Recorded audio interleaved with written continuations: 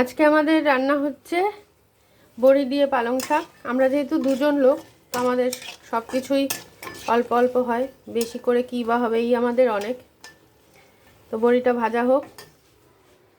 এই যে পালং শাক কাটা হয়েছে, এখানে ঝিঙে, বেগুন, ধনেপাতা, লঙ্কা, এখানে বিনস, গাজর, মিষ্টি আলু, এমনি আলু আর পটল। তো এটা আমি বড়িটা ভাজছি, রান্না করব এই কড়াইটায়। ফোড়নে আমি দেব সাদা জিরে, শুকনো লঙ্কা।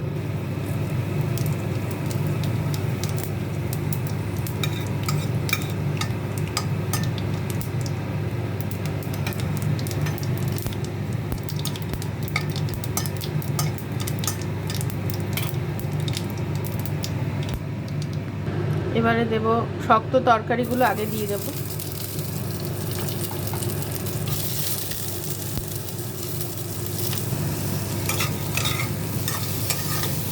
এটা নেড়ে ছেড়ে একটু নরম হোক, তারপরে দেব আমি পটল, তারপরে ঝিঙে, তারপরে বেগুন।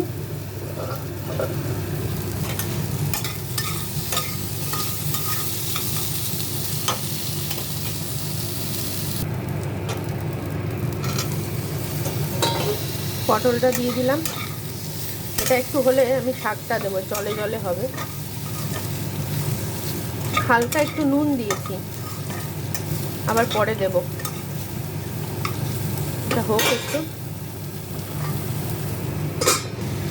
এবার আমি ঝিঙেটা দিয়ে দেব, শাকগুলো দিয়ে দেব। আগে সবজিগুলোর সঙ্গে একটু নুন দিয়েছিলাম, তাই এখন একটু নুন, একটু হলুদ একটু লাগবে, দিয়ে আমি এটাকে এবার নেড়ে নেব। নিরামিষ তরকারি যেহেতু একটু মিষ্টি হয়, তো আমি 5টা বাতাসা দিয়ে দিলাম। এবার ঢেকে দেব। অনেকটা মজে এসছে, এবার আমি দিয়ে দেব বেগুন।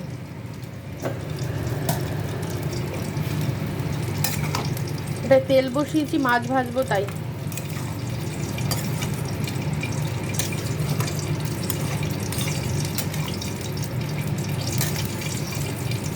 এরপরে দেব বড়ি। দেখো সব সবজিগুলো সিদ্ধ হয়ে গেছে, সুন্দর নরম হয়ে যাচ্ছে। এবার আমি বড়ি দিয়ে দেবো। বড়িটায় তো জল টানে, এই জলে জলেই হয়ে যাবে। নামানোর আগে ধনেপাতা দিয়ে নামিয়ে দেবো। গোড়াটাও সিদ্ধ হয়ে গেছে, এই যে। খুব ভাল লাগে এগুলো চিবিয়ে খেতে।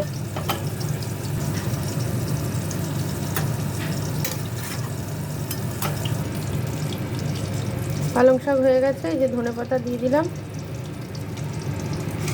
এবার নামিয়ে নেব। তো বন্ধুরা, প্লিজ মাই ওন স্কাই চ্যানেলটার পাশে থাকবেন, আমাকে এগিয়ে যেতে সাহায্য করবেন, অনেক অনেক শেয়ার করবেন, লাইক কমেন্টস করবেন। এটা নামিয়ে নিলেই হয়ে যাবে বন্ধুরা।